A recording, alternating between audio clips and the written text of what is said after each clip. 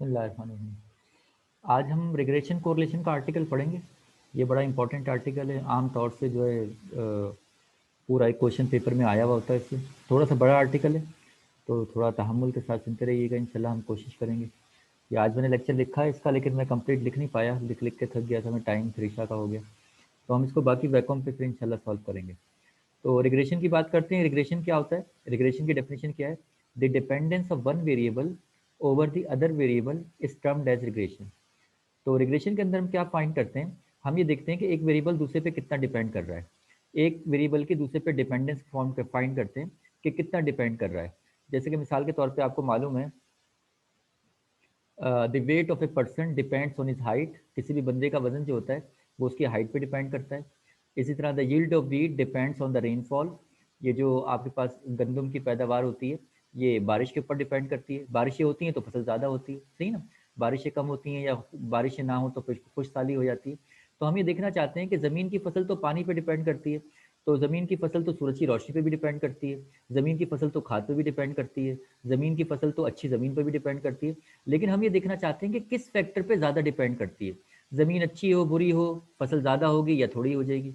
इसी तरह खाद अच्छी हो या खाद बुरी हो, तो खाद अच्छी होगी तो फसल ज़्यादा अच्छी हो जाएगी, खाद बुरी होगी तो फसल कम हो जाएगी। लेकिन अगर बारिश ना हो तो फिर फसल तो होगी नहीं। तो हम ये देखना चाहते हैं कि ये जो यील्ड है इसकी, ये रेनफॉल पे कितना डिपेंड करती है। So we are interested to find how much the one variable depends on the other variable. The demand of a commodity depends on its price. उसकी प्राइस पे डिपेंड करती है कि अगर सस्ती चीज़ है तो ज़्यादा डिमांड होगी, ज़्यादा लोग खरीदेंगे। तो इस तरह हम इसके अंदर क्या फाइंड करना चाह रहे हैं कि एक चीज़ की दूसरे पे डिपेंडेंस फाइंड करना चाह रहे हैं कि जो है ये एक चीज़ दूसरे पे कितना डिपेंड कर रही है। मिसाल के तौर पे ब्लड प्रेशर है, ब्लड प्रेशर एज पे कितना डिपेंड कर रहा है। आमतौर से डॉक्टर के पास अगर कोई नौजवान चला जाए और कहे कि मुझे ब्लड प्रेशर, तो आमतौर से नौजवान को तो नहीं होता, कभी कभी हो भी सकता है। लेकिन वो डॉक्टर क्या कहते हैं कि भाई 50 साल से उम्र ज़्यादा हो गई, अब आपको ब्लड प्रेशर भी हो सकता है, आपको शुगर भी हो सकती है। तो यानी कि इसका मतलब है कि ब्लड प्रेशर और एज में कोई डिपेंडेंस है आपस में। तो ब्लड प्रेशर एज पे डिपेंड करता है। So we are interested to find how much the one variable depends on the other variable. हम जो है एक वेरिएबल की डिपेंडेंस दूसरे पे फाइंड करना चाहते हैं। और ये फाइंड करने से क्या होगा? ये फाइंड करने से फायदा ये होगा कि फिर जब हमें उसकी डिपेंडेंस मालूम हो जाएगी तो फिर हम एक चीज़ के जरिए से दूसरी को हम प्रिडिक्ट करना सीखेंगे, प्रिडिक्ट भी करेंगे इंशाल्लाह उसको। जैसे हाइट और वेट के दरमियान रेशियो है, इसको हम प्रिडिक्ट भी करना देखेंगे। तो बहरहाल रिग्रेशन में हम क्या फाइंड करते हैं? हम फाइंड करते हैं कि how much the one variable depends on the other variable. आमतौर से रिग्रेशन में क्या होता है? दो इक्वेशन होती है। एक होता है regression equation of y on x और एक होता है regression equation of x on y। तो आमतौर से पेपर में आता है, आपको डेटा आपको दिया होता है और डेटा देने के बाद आपसे कहता है find the regression equation of y on x। Data में आपके पास दो कॉलम होते हैं। जब भी आपको डेटा दिया जाएगा, डेटा में एक कॉलम x का होगा और एक कॉलम y का होगा। दो आपको कॉलम हमेशा दिए जाते हैं। x की वैल्यू होगी, y की वैल्यू होगी। x हो सकता है कि हाइट हो, ये वेट हो, ये प्राइस हो, ये सप्लाई हो, इसी तरह ये ब्लड प्रेशर हो और ये एज हो। तो ये बहुत सारी चीज़ें हो सकती है, लेकिन आमतौर पे आपको क्या किया जाएगा? एक्स और वाई का आपको डेटा दिया जाएगा। Hold on.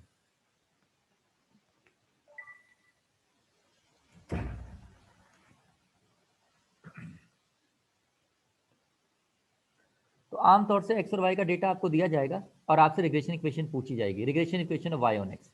तो regression equation Y on X कैसे फाइंड करेंगे? Let Y hat is equal to A plus B X. आप इस तरह लेट करेंगे, let Y is equal to Y hat. Y hat क्यों यूज करते हैं मैं भी बताऊंगा आपको। Let Y hat is equal to A plus B X with the required regression equation of Y on X. तो आप लेट करेंगे let Y hat is equal to A plus B X with the required regression equation of Y on X. तो इस regression equation में हमने क्या find करना है? इसमें तो चार चीजें हैं, y भी मौजूद है, a भी मौजूद है, b भी मौजूद है, x भी मौजूद है। x और y को तो आपने फाइंड नहीं करना। इस इक्वेशन के अंदर आपको a और b की वैल्यू को फाइंड करना है। जो कोफिशिएंट है ना a और b, इसकी वैल्यू को आपने फाइंड करना है। तो इक्वेशन के अंदर x और y को नहीं फाइंड किया जाता, इक्वेशन के अंदर आपको a और b को फाइंड करना है। अब a और b को कैसे फाइंड करेंगे? b का फार्मूला हमारे पास मौजूद है, b is equal to n summation X Y minus summation X summation Y upon n summation X square minus summation X का होल स्क्वायर। तो ये फार्मूला आपको याद करना पड़ेगा b का। तो जब डेटा एक्स और वाई का दिया होगा तो हमें पता है कि सबसे पहला काम क्वेश्चन का कॉपी करना, अगला काम फार्मूले का रेफरेंस देना। तो आप ये फार्मूले का रेफरेंस देंगे और फार्मूले के रेफरेंस में आपको क्या चाहिए? ए और बी की वैल्यू चाहिए, क्योंकि अभी हम बता चुके कि भाई एक्स और वाई की वैल्यू तो फाइंड करनी नहीं है, आपको ए और बी की वैल्यू फाइंड करनी है। तो बी का फार्मूला आपके सामने मौजूद है। तो क्या कोई बता सकता है इस फार्मूले को देख करके, अगर एक्स और वाई हमें क्वेश्चन में दिए जाएंगे, एक्स और वाई का कॉलम हमें दिया जाएगा, तो क्या कोई बता सकता है बी के फार्मूले को देख के कि हमें क्या क्या कॉलम मजीद बनाने चाहिए? क्या हम फार्मूले को देखकर कॉलम जनरेट कर लेते हैं? क्या कोई बता सकता है इस फार्मूले को देखकर क्या क्या कॉलम बनने चाहिए? सर एक कॉलम बनेगा एक्स वाई का, एक कॉलम एक्स वाई का और बनेगा। एक एक्स स्क्वायर का भी बनेगा। शाबाश, एक एक्स स्क्वायर का बनेगा, एक्सीलेंट। तो जब सर हमेशा एक्स और वाई का डेटा दिया जाएगा तो ये दो कॉलम बनाना कोई मुश्किल नहीं होंगे। एक्स और वाई की वैल्यू को मल्टीप्लाई कर देंगे और यहाँ पर एक्स की वैल्यू होगी तो उसका स्क्वायर ले लेंगे और फिर नीचे सारे समेशन आ जाएंगे। ये हमारे पास समेशन एक्स आ जाएगा, ये हमारे पास समेशन वाई आ जाएगा, ये हमारे पास समेशन एक्स वाई आ जाएगा, ये हमारे पास समेशन एक्स स्क्वायर आ जाएगा। तो जब सब चीज मिल जाए और एन हमारे पास नंबर ऑफ डेटा वैल्यूज हैं, काउंट कर लेंगे। एक number of pair values X comma Y, एक वैल्यू होगी, ये एक वैल्यू होगी पूरी, एक्स कॉमा वाई एक वैल्यू है। इसी तरह ये दो वैल्यू हो गई, तीन हो गई, ये पहली वैल्यू है, दूसरी वैल्यू, तीसरी वैल्यू, चौथी, चार वैल्यू है, तो n इक्वल टू 4 हो जाएगा। तो इस तरह ये हम इक्वेशन को लेट करेंगे, b फाइंड कर लेंगे। अब हमें a भी फाइंड करना है, तो सर b का फार्मूला तो याद कर लेंगे और a का फार्मूला भी देख लीजिए। a कैसे फाइंड करेंगे? a का फार्मूला है y बार माइनस बी एक्स बार। अब इसमें शॉर्टकट ये है कि इसको ए के फार्मूले को याद करने का मेथड ये कि अगर आप इक्वेशन में देखें तो आपको एक शॉर्टकट बता देते हैं कि आप कैसे याद करेंगे। अगर आपने ए की वैल्यू निकालनी है तो ये प्लस बी एक्स से वहां जाके माइनस बी एक्स हो जाएगा। यानी कि अगर मैं इक्वेशन से देखूं, ये मैंने डायरेक्ट कैसे लिखा है, मैंने कैसे ए निकालना है तो प्लस बी एक्स वहां जाके माइनस बी एक्स हो जाएगा, यानी कि वाई माइनस बी एक्स हो जाएगा, वाई माइनस बी एक्स हो जाएगा। और दोनों तरफ अगर अर्थमेटिक मीन ले लें, अगर हम दोनों तरफ अर्थमेटिक मीन ले लें तो क्या होगा? हमने कल लास्ट टाइम भी अर्थमेटिक मीन की प्रॉपर्टी देखी थी कि अगर मैं यहाँ भी अर्थमेटिक मीन ले लूँ और मैं इस पर भी अर्थमेटिक मीन ले लूँ, ये मैं याद करने का तरीका बता रहा हूँ आपको। तो आपको पता है कि कांस्टेंट का अर्थमेटिक मीन तो कांस्टेंट ही होता है, यानी कि कांस्टेंट का अर्थमेटिक मीन तो कांस्टेंट होता है। और फिर क्या होगा? अर्थमेटिक मीन ऑफ वाई क्या हो जाएगा? वाई बार हो जाएगा, माइनस कांस्टेंट का अर्थमेटिक मीन तो कांस्टेंट ही होता है और एक्स बार का अर्थमेटिक मीन एक्स बार हो जाएगा, यानी कि a is equal to y bar minus b x bar. ये फार्मूला बन जाएगा। या तो आप इसको याद कर लें या फिर आपको मैंने जो बताया कि ए इज इक्वल टू, आप इक्वेशन से देखिए, इक्वेशन में जाकर आप ए की वैल्यू निकाल लीजिए, ये बी एक्स वहाँ जाके माइनस हो जाएगा, वाई माइनस बी एक्स, दोनों तरफ अर्थमेटिक मीन ले लेते हैं। तो आप इस तरह याद कर लीजिए कि भाई अर्थमेटिक मीन एक्स और वाई पे आ जाएगा, इस तरह याद कर लीजिए, इस तरह भी याद हो जाएगा। लेकिन मैंने एक शॉर्टकट बताई है आपको कि आप इस अगर जहन पेपर में भूल जाएं और फार्मूला बिल्कुल जहन में नहीं आ रहा तो आप यहाँ से निकाल सकते हैं कि a is equal to plus B x वहाँ जाके माइनस बी एक्स हो जाएगा और y माइनस बी एक्स हो जाएगा और फिर दोनों तरफ अर्थमेटिक मीन ले लीजिए तो x और y पर अर्थमेटिक मीन आ जाएगा और कांस्टेंट का मीन तो कांस्टेंट ही होता है, यानी कि a बार का मीन a होता है, b बार का मीन b होता है। अच्छा, अब हमें आगे मालूम है कि x बार का फार्मूला क्या होता है? Summation x upon n। तो y बार का फार्मूला क्या होगा? Summation y upon n। z बार का formula summation z upon n। t बार का formula summation t upon n। u बार का formula summation u upon n। v बार का formula summation v upon n। तो जिसका बार होता है उसी का समेशन अपॉन n कर देते हैं। तो लिहाजा x बार के लिए क्या लिख दिया? समेशन x अपॉन n लिख दिया। b हमारे पास ऐसे ही रहा और y बार के हमने क्या लिख दिया? y बार का formula summation y upon n लिख दिया। अब ये समेशन y कहाँ से आएगा? ये तो आपको टेबल से मिल जाएगा समेशन y। समेशन x कहाँ से आएगा? ये भी आपको टेबल से मिल जाएगा। b की वैल्यू कहाँ से आएगी? ये आप पहले फाइंड कर चुके हैं, मैंने b का फार्मूला पहले लिखा है ना, तो आप पहले b की वैल्यू फाइंड कर चुके होंगे, तो वो वैल्यू यहाँ पे पुट कर देंगे, समेशन x पुट कर देंगे, समेशन y पुट कर देंगे, n पुट कर देंगे, तो आपको a मिल जाएगा। जब a मिल गया और b मिल गया तो इन दोनों की वैल्यू इक्वेशन में पुट कर देंगे, इससे हमें रिग्रेशन इक्वेशन मिल जाएगी। तो आम तौर से जो हम फाइंड करते हैं वो regression equation y on x find करते हैं, लेकिन कभी कभी पेपर में regression equation of x on y भी पूछ लेता है। सर x ऑन y भी पूछ लेता है, तो ये पेपर में लिखा होगा? जी हाँ, ये पेपर में लिखा होगा कि x ऑन y। वैसे आमतौर से रिग्रेशन इक्वेशन जो होती है वो हमेशा y ऑन x होती है। सर क्या मतलब y ऑन x होती है? यार देखो, y ऑन x इसलिए होती है, मिसाल के तौर पर देखें, ये आपका ये आपका जो है x है, ये आपका y है। तो ये जो गंदम की फसल है वो पानी पे डिपेंड करती है, यानी कि बारिश पे डिपेंड करती है। क्या बारिश जमीन की फसल पे डिपेंड करता है क्या? जमीन की फसल तो बारिश पे डिपेंड करती है, तो क्या बारिश भी डिपेंड करती है जमीन की फसल पे? क्या क्या ऐसा होता है हमेशा? क्या रिवर्स इंप्लीकेशन ट्रू होता है क्या हमेशा? सर हमेशा तो नहीं होता सर। हमेशा तो नहीं होता। तो इसका मतलब है कि आम तौर से जो इक्वेशन होती है ना वो y ऑन x ही होती है, हमेशा इक्वेशन y ऑन x होती है। बाहर की जितनी भी किताबें उसमें आमतौर से y ऑन x लिखा हुआ है, लेकिन हमारे जो है लोकल किताबें या पेपर में भी कभी कभी x ऑन y भी पूछ लेता है। तो आमतौर से सर अगर एक पेपर में लिखा हो फाइंड द रिग्रेशन इक्वेशन और आगे ना उसने y ऑन x लिखा हो ना x ऑन y लिखा हो, तो आप हमेशा y ऑन x की इक्वेशन फाइंड करेंगे। हम हमेशा regression equation y on x he find करते हैं। अगर उसने पेपर में कह दिया find the regression line, find the regression equation और आगे कुछ भी नहीं लिखा हुआ, तो आप हमेशा y on x he find करेंगे। रिग्रेशन इक्वेशन हमेशा y on x he find करेंगे। x ऑन y इसी सूरत में फाइंड करेंगे जब आपको x ऑन y कहेगा, वो जब आपको कहेगा, अभी आपको दिखाएंगे, जब वो कहेगा तो फिर आप ये फाइंड करेंगे। अच्छा जी, तो सर जब regression equation y on x होती थी तो वो कैसे होती थी? वो ऐसी होती थी, y hat is equal to a plus B. ये होती थी y ऑन x, y पहले आ रहा है, y ऑन x। तो अगर x ऑन y होगा x ऑन y, तो ये रिग्रेशन x ऑन y, तो पहले क्या थी? y ऑन x, y पहले आ रहा है, y ऑन x, ये इक्वेशन y ऑन x थी। ये क्या होगा? x on y, x on y। बस ये नंबरों को चेंज कर दिया है, ये ए बी लिखा हुआ है तो यहाँ पे सी डी का नाम दे दिया, चेंज करने के लिए सी डी का नाम दे दिया गया। तो ये आपने इक्वेशन लेट कर ली। लेट एक्स हेड, हेड के मायने क्या होते हैं ये मैं बताऊंगा। एक्स हेड हम कहते हैं प्रिडिक्टेड वैल्यू को, वो अभी मैं बताऊंगा इंशाल्लाह क्या मायने होते हैं। लेट्स एड, जैसे यहाँ पे वाई हेड लिखा था तो यहाँ पे एक्स हेड लिखा हुआ है, तो एक्स ऑन वाई इक्वेशन है। Let X hat is equal to C plus D Y with the required regression equation of X on Y. आपको ये बता सकता है इस इक्वेशन में क्या फाइंड करना है? एक्स भी मौजूद है, सी भी मौजूद है, डी भी मौजूद है, वाई भी मौजूद है, तो ये चार चीजें फाइंड करनी है क्या हमने?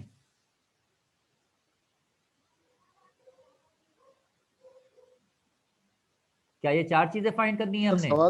सवाल सर सवाल समझ नहीं आया सर आपका। सवाल ये है कि आपने इक्वेशन एक्स ऑन वाई मालूम करनी है, तो आपने लेट कर लिया, फर्स्ट कर लिया कि let's X hat is equal to C plus D Y, ये आपकी मतलूबा है, required regression equation of X on Y है, मतलूबा इक्वेशन है। अब ये मतलूबा इक्वेशन कैसे हासिल की जाएगी? कीमतें कैसे मालूम करेंगे? एक्स की, सी की, डी की, वाई की, चारों की कीमतें कैसे मालूम करेंगे?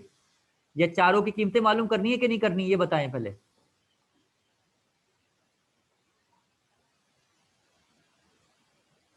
सर एक्स और वाई की वैल्यूज तो दी होंगी ना उन्होंने एक्स और सवाल में। वाई की वैल्यू फाइंड नहीं करते, शाबाश, एक्स और वाई की वैल्यू फाइंड नहीं करते, तो लिहाजा आपको सी और डी की वैल्यू मालूम करनी है। आपने सिर्फ सी और डी को निकालना है, सी और डी की वैल्यू आपने निकालनी है। अच्छा, जैसे कि सर आपने यहाँ पे कहा था कि एक्स और वाई की वैल्यू फाइंड नहीं करते, बस ए और बी की वैल्यू फाइंड करते हैं। इसी तरह आप यहाँ पे कह रहे हैं सी और डी की वैल्यू फाइंड करेंगे, एक्स और वाई फाइंड नहीं करते, सी और डी की वैल्यू फाइंड करेंगे आप।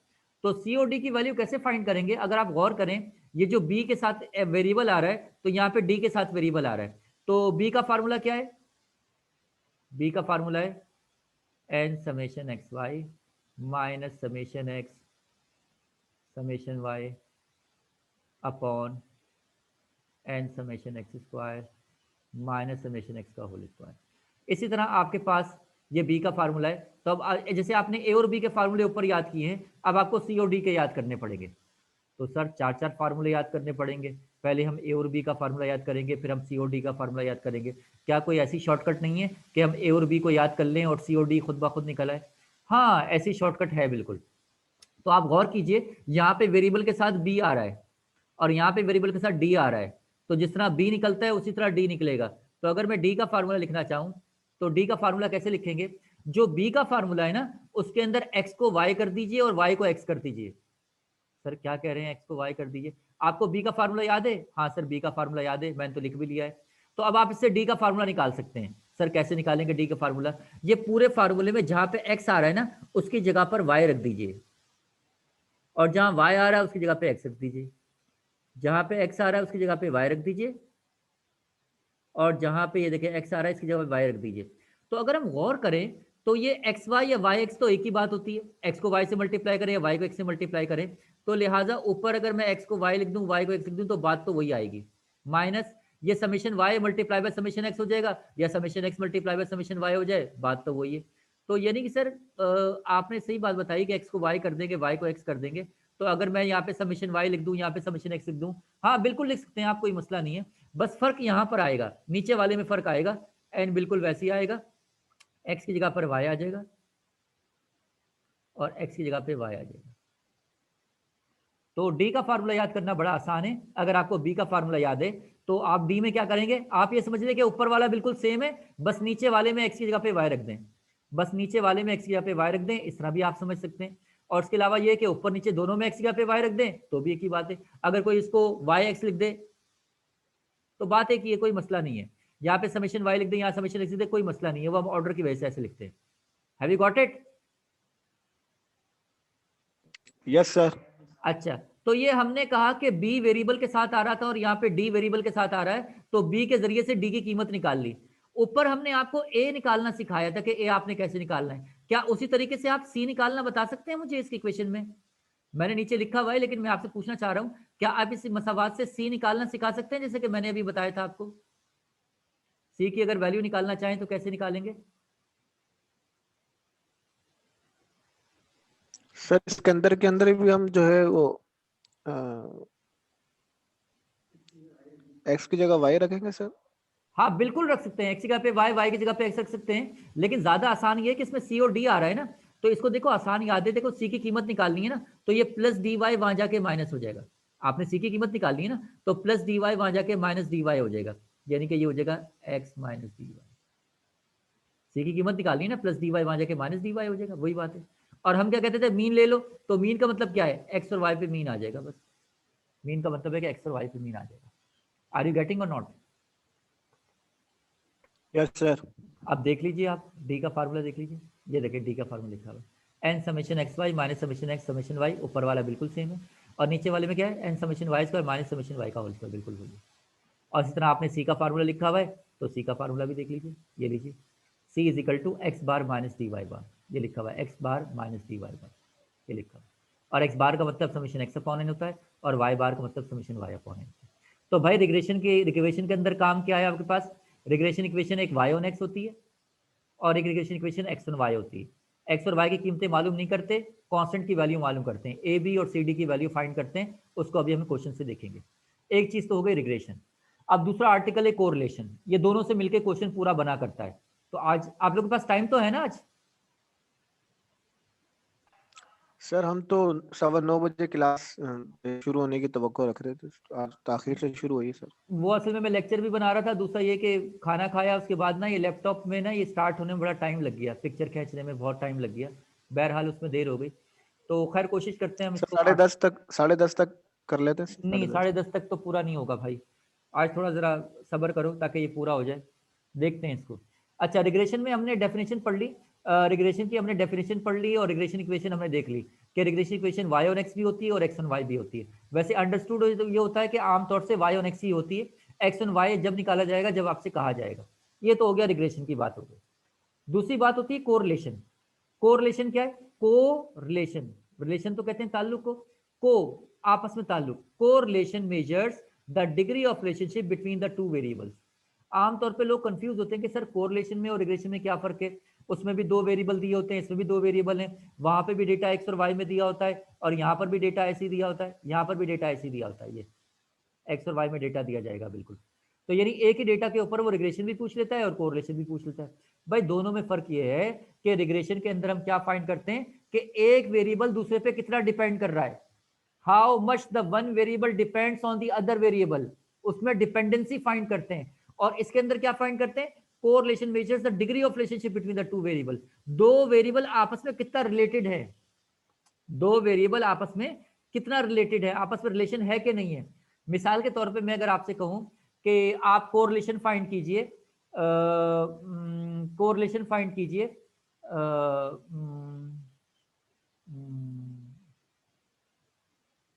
Between the price of a commodity and the rainfall, बारिश के दरमियान और चीजों की प्राइस के दरमियान। सर बारिश का चीजों की प्राइस से कोई ताल्लुक ही नहीं है, तो उसमें कोई रिलेशन ही नहीं होगा, उसका तो आपस में कोई रिलेशन नहीं होगा। हाँ बारिश से जमीन की फसल का ताल्लुक है, आप उसका कोरिलेशन निकालें तो आपको कोरिलेशन मिलेगा, लेकिन दो वेरिएबल आपस में कोरिलेटेड ही ना हो। मिसाल के तौर पे इंसान की हाइट का ताल्लुक उसकी इनकम से हो सकता है कि इंसान लंबा है तो उसकी इनकम ज्यादा होगी, और इंसान का कद छोटा है तो उसकी इनकम कम होगी। So what is the relationship between the height of a person and the income of a person, तो इनकम का तो हाइट से कोई ताल्लुक नहीं है। तो हम इसमें देखना चाहते हैं कि दो वेरिएबल आपस में कोरिलेटेड है भी कि नहीं है, उनका आपस में ताल्लुक है भी कि नहीं है। तो हम कोरिलेशन के अंदर क्या करते हैं, we measures the relationship, the degree of relationship, how much the two variables are correlated, how much the two variables are related to each other. So in the correlation, we are interested to find the relationship between the two variables, whereas in the regression, we are interested to find the dependency of one variable over the other variable. तो वहां पे हम dependency को देखते हैं और यहाँ पे हम कोरिलेशन में रिलेशनशिप को फाइंड कर रहे हैं। अब कोरिलेशन फाइंड करने के कितने मेथड हैं, following are the two main methods for studying correlation, दो मेथड हैं। एक ग्राफिकल मेथड है जिसको हम स्कैटर डायग्राम कहते हैं, एक मैथमेटिकल मेथड है जिसको हम कोफिशिएंट ऑफ कोरिलेशन कहते हैं। स्कैटर डायग्राम ग्राफिकल मेथड है, coefficient of correlation mathematical method है। स्कैटर डायग्राम क्या चीज है, डेफिनेशन देख लीजिए, स्कैटर डायग्राम बनाने के लिए भी आती है। स्कैटर डायग्राम क्या है, according to this method we first plot the paired values of x and Y on a graph paper and do not join the plotted points by any way. कह रहा है कि इस मेथड में हम क्या करते हैं, ग्राफ पेपर पर एक्स और वाई की वैल्यू प्लॉट कर देते हैं और हम इसको ज्वाइन आपस में नहीं करते। सर क्या मतलब ज्वाइन आपस में नहीं करते, वो मैं अभी आपको स्कैटर डायग्राम में दिखाऊंगा।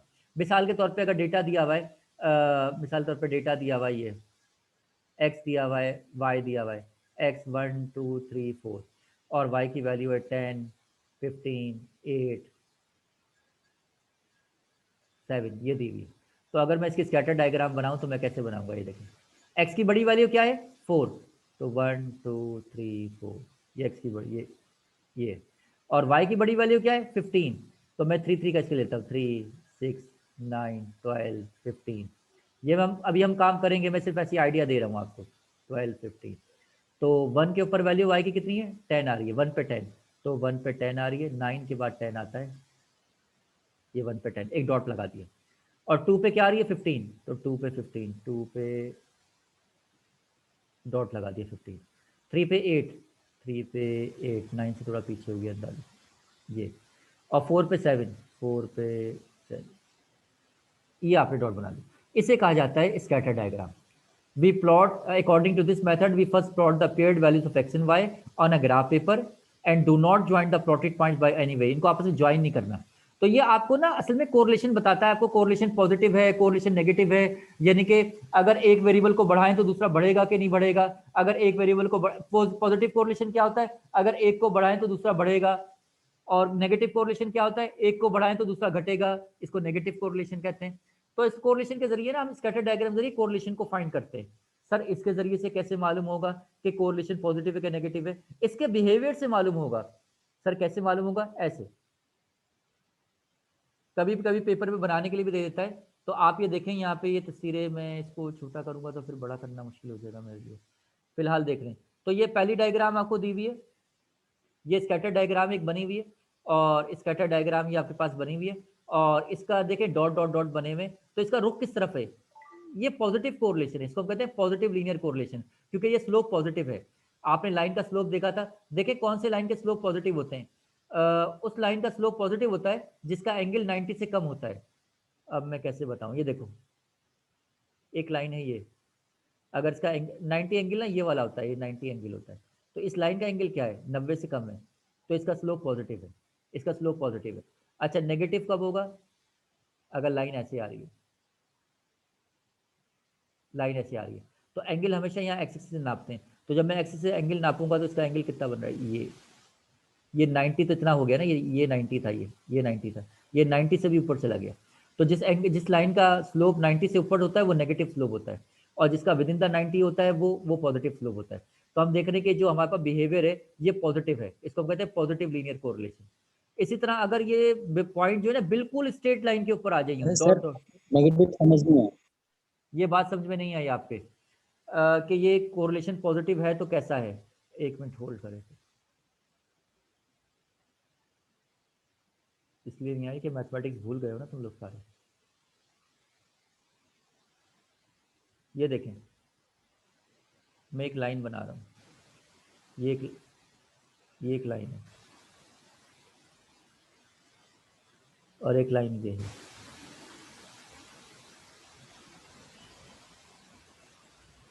मैं ये देखना चाहता हूँ कि इसमें कौन सा लाइन का स्लोप पॉजिटिव है कौन सा नेगेटिव है। 90 एंगल जो होता है ना, अगर जैसे प्रोटेक्टर आपने डी देखा होगा, डी जिससे आप एंगल बनाते हैं, तो 90 यहाँ पे आ रहा होता है, ये 90 होता है। तो 90 एंगल की पहचान होती है कि 90 एंगल ये होता है, ये 90 एंगल होता है। तो यहाँ पे अगर देखा जाए ना तो 90 एंगल क्या बन रहा है, ये यहाँ से यहाँ तक बन रहा है, ये 90 एंगल बन रहा है। लेकिन लाइन का एंगल कितना बन रहा है, इस वाले पॉजिटिव एक्सिस से देखते हैं, यहाँ से देखते हैं, तो इसका और एक्सिस से दरमियान कितना एंगल है, क्या ये 90 से कम है या ज़्यादा है, ये एंगल 90 से कम है कि ज़्यादा है, बोलो भाई। कम है सर। ये अगर 90 से कम है तो ये स्लोप पॉजिटिव है, इसको हम कहेंगे स्लोप पॉजिटिव है। अगर इसी तरह आप देखें इस लाइन के लिए देखें, इस लाइन के लिए देखें, एक्स पॉजिटिव एक्सिस से नापते हैं एंगल और ये जा रहा है यूं, तो 90 क्या होता है? 90 तो ये होता है। तो अब बताइए इस लाइन का एंगल 90 से कम है या ज्यादा है?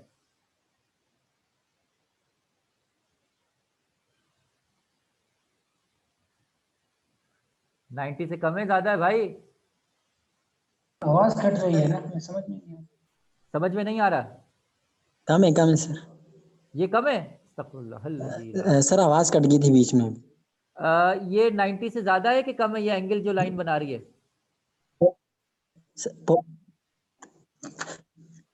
अगर सर पॉजिटिव समझ आया लेकिन नेगेटिव समझ नहीं आया। नेगेटिव समझ में नहीं आया। हमने कहा कि अगर लाइन का एंगल पॉजिटिव एक्सिस के साथ 90 से कम है तो वो स्लोप पॉजिटिव है, और अगर 90 से ज्यादा है तो फिर नेगेटिव है। तो ये लाइन देखो, इसका स्लोप, जी सर। इस लाइन का स्लोप बताओ जरा, ये एंगल बताओ कितना है, एक मिनट।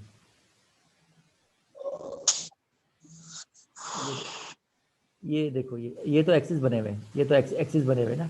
लाइन हमारे पास ये वाली, ये लाइन है। आपने एंगल बनाना है यहाँ से ये एंगल कितना है? 90 से कम है, 90 से ज्यादा है? जी सर। क्या क्या सर? 90 से ज्यादा है, 90 से कम है? 90 से ज्यादा है सर। 90 से ज्यादा है तो इसको कहेंगे स्लोप नेगेटिव। अगर 90 से ज्यादा है तो स्लोप नेगेटिव, 90 से कम है तो स्लोप पॉजिटिव। सही है भाई? तो लिहाजा अगर इसका एंगल नापे तो ये 90 से कम है, क्योंकि 90 तो यहाँ पे बन रहा है, ये 90 बन रहा है। जी सर, जी सर। ये 90 से कम है, स्लोप पॉजिटिव है भाई। इस तरह याद रखें, ये पॉजिटिव लीनियर कोरिलेशन है और ये परफेक्ट पॉजिटिव है।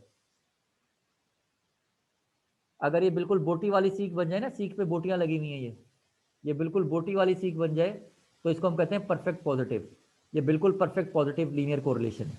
इसी तरह अगर आए, ये नेगेटिव कोरिलेशन है, इसको हम कहते हैं नेगेटिव लीनियर कोरिलेशन। और अगर ये लाइन के ऊपर आ जाए, बोटी वाली सीख बन जाए लेकिन लाइन इस तरह की आ रही है, तो इसको हम कहते हैं परफेक्ट नेगेटिव। और ये है नो कोरिलेशन, शहद की मक्खी को छत्ता, इसमें कोई रिलेशन नहीं है आपस में, कोई पैटर्न नहीं है इसके अंदर। जब इसके अंदर कोई पैटर्न नहीं है तो इसका नो कोरिलेशन है। तो कभी कभी पेपर में सवाल आता है, कहता है draw the scatter diagram for the perfect positive correlation, for the perfect negative correlation and the no correlation. 3 चीजों के लिए पूछता है कि आप बताइए, स्कैटर डायग्राम बनाइए for the perfect positive, for the perfect negative और फॉर द नो कोरिलेशन। या आपसे कहता है कि स्कैटर डायग्राम बनाइए for r is equal to +1, for r is equal to -1 और for r is equal to 0। ये वैल्यू जो आ रही है कैसे आ रही है मैं बताऊंगा अभी आपको। आगे चले, ये तो ग्राफिकल मेथड था। मैथमेटिकल मेथड क्या है? मैथमेटिकल मेथड है coefficient of correlation. The coefficient of sample correlation, ये कुछ तस्वीर सही नहीं आई। The coefficient of sample correlation denoted by r is given by this. ये कोरिलेशन का फार्मूला है, ये है कोरिलेशन का फार्मूला। आपसे जब कोरिलेशन फाइंड करने के लिए कहेगा तो आप इसके जरिए से फाइंड करेंगे। आपको एक्स और वाई का डेटा दिया हुआ होगा और आपसे कोरिलेशन फाइंड करने के लिए कहेगा। तो कोई इस फार्मूले को देख के बता सकता है कि मजीद कॉलम क्या बनेंगे कोरिलेशन कोफिशिएंट फाइंड करने के लिए?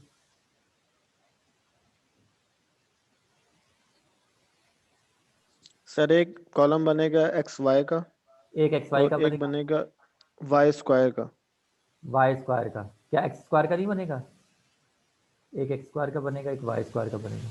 तो आप गौर कीजिए कि अगर एक्स और वाई का डेटा दिया हुआ हो तो एक सवाल के अंदर रिग्रेशन भी पूछ सकता है, कोरिलेशन भी पूछ सकता है। तो आप एक ही दफा टेबल बनाएंगे और दोनों काम कर लेंगे। तो ये आर का फार्मूला आपने याद करना है। तो आर के जरिए हम क्या फाइंड करते हैं? कोफिशिएंट ऑफ कोरिलेशन फाइंड करते हैं, आर की वैल्यू। तो अब आर के मुतालिक कुछ प्रॉपर्टीज देख लीजिए। आर की प्रॉपर्टीज आमतौर से पेपर में लिखने के लिए आती हैं कि write down the properties of correlation coefficient. तो पहली प्रॉपर्टी है the value of the correlation coefficient shall always be between -1 and +1, that is r lies between -1 and +1। यानी कि कोरिलेशन कोफिशिएंट r जो है, जब भी आप किसी डेटा का r कंप्यूट करेंगे, जब किसी भी डेटा का r कंप्यूट करेंगे तो r की वैल्यू हमेशा -1 से +1 के दरमियान आएगी। r की वैल्यू -1 से +1 के दरमियान ये आएगी। कभी ऐसा नहीं हो सकता कि -2.4 आ जाए, -3.5 आ जाए, कभी नहीं हो सकता।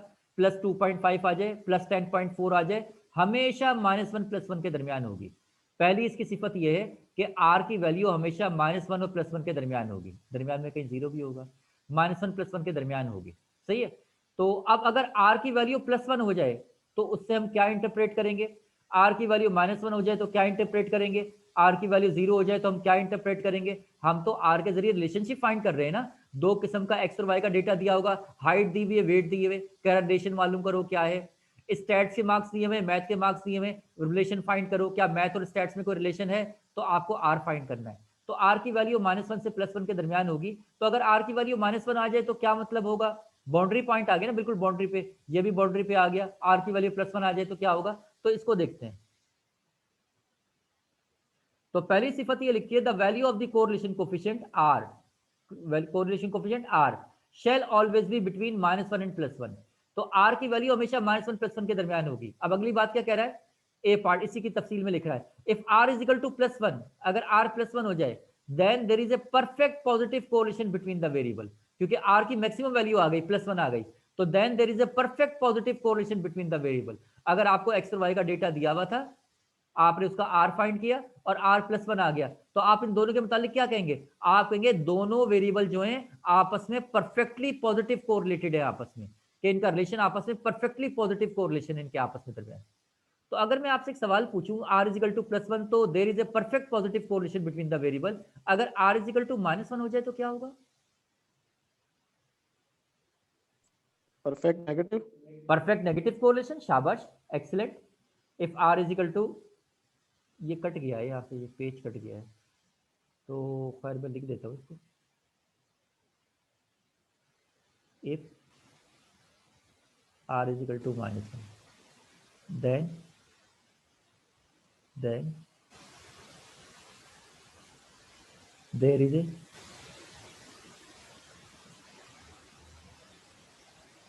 perfect negative correlation between the variable। और अगर r अगर 0 हो जाए तो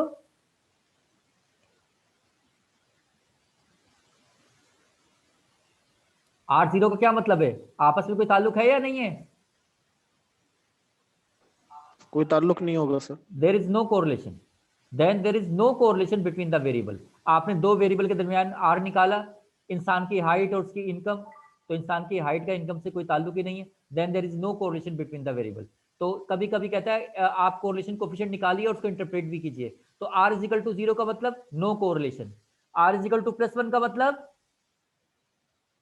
परफेक्ट पॉजिटिव, और r इज इक्वल टू -1 का मतलब परफेक्ट नेगेटिव। Perfect negative. हाँ, तो ये जो ऊपर मैंने डायग्राम बनाई थी, कोई बता सकता है इसमें r की वैल्यू क्या होगी, ये जो बना हुआ है परफेक्ट पॉजिटिव लीनियर कोरिलेशन, इसमें r की वैल्यू क्या होगी, perfect positive correlation, r is equal to +1 होगा इसमें। तो अगर आपसे कहना है draw the scatter diagram for r is equal to +1, तो r इज इक्वल टू +1 कब होता है, जब परफेक्ट पॉजिटिव कोरिलेशन होता है, तो ये वाला ग्राफ आप बनाएंगे। इसी तरह अगर आपसे कह दे draw the graph, draw the scatter diagram for r is equal to -1, अब आपको समझ में आ जाएगा ये परफेक्ट नेगेटिव है, perfect negative linear correlation r is equal to -1। और इसी तरह r अगर 0 के लिए बना दे, r is equal to 0, there is no correlation. तो ये मैथमेटिकल मेथड है, ये ग्राफिकल मेथड है, दोनों चीजों को शो कर रहा है। होल्ड ऑन एक मिनट।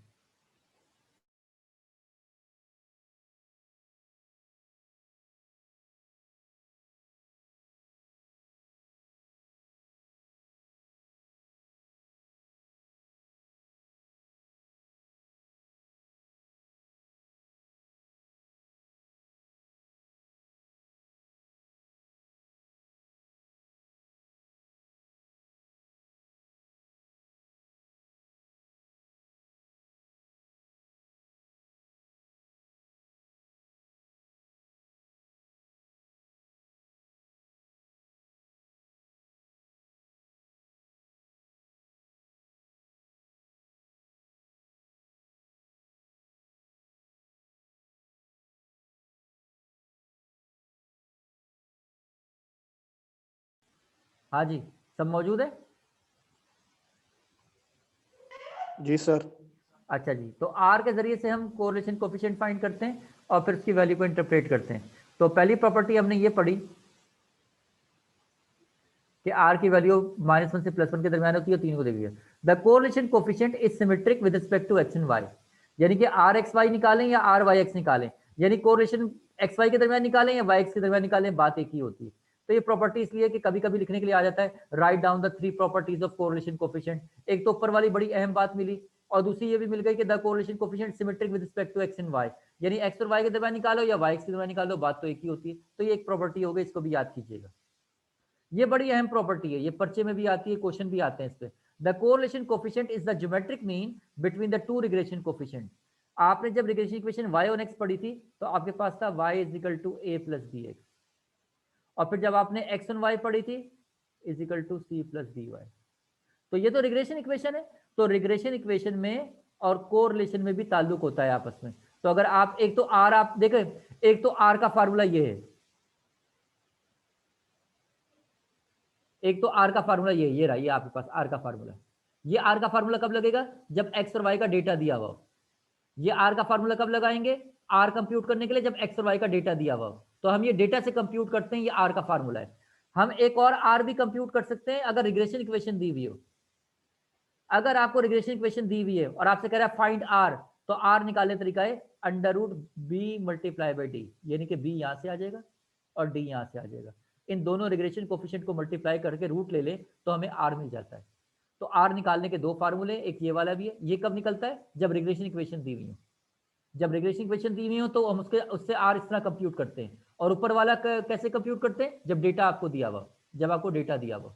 और आखिरी और चौथी बड़ी इंपॉर्टेंट प्रॉपर्टी ये कि correlation coefficient is independent of the origin and scale, यानी कि अगर आप डेटा में किसी नंबर से मल्टीप्लाई डिवाइड कर दें तो कोरिलेशन पे कोई फर्क नहीं पड़ता, यानी कि rxy और ru(y) सेम होते हैं, जबकि u किसके बराबर है? x - a/h और b बराबर है y - b/k के। इसके बारे में बताऊंगा मिसाल देके। तो क्या करें, एग्जाम्पल सॉल्व करें आज क्या? सर कल कर लें कर सर।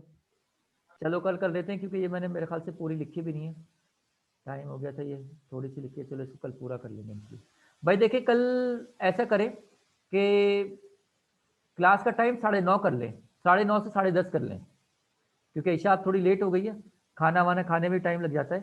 तो 9:30 से 10:30 रखें इंशाल्लाह कल, सही है? और भाई तैयार रहा करें, मैं इतनी देर तक वो ठीक है मैंने सर। उसको मीटिंग का इनविटेशन देके इतनी देर तक बैठा रहा, फिर मैं उसको डिस्कार्ड करके उठ भी गया, फिर आपका फोन आया। बहरहाल कोशिश करें 9:30 तक बैठ जाए इंशाल्लाह, सही है? मैं भी कोशिश करूंगा कि टाइम पे आ जाऊं, सही है जी? अस्सलाम वालेकुम। इंशाल्लाह।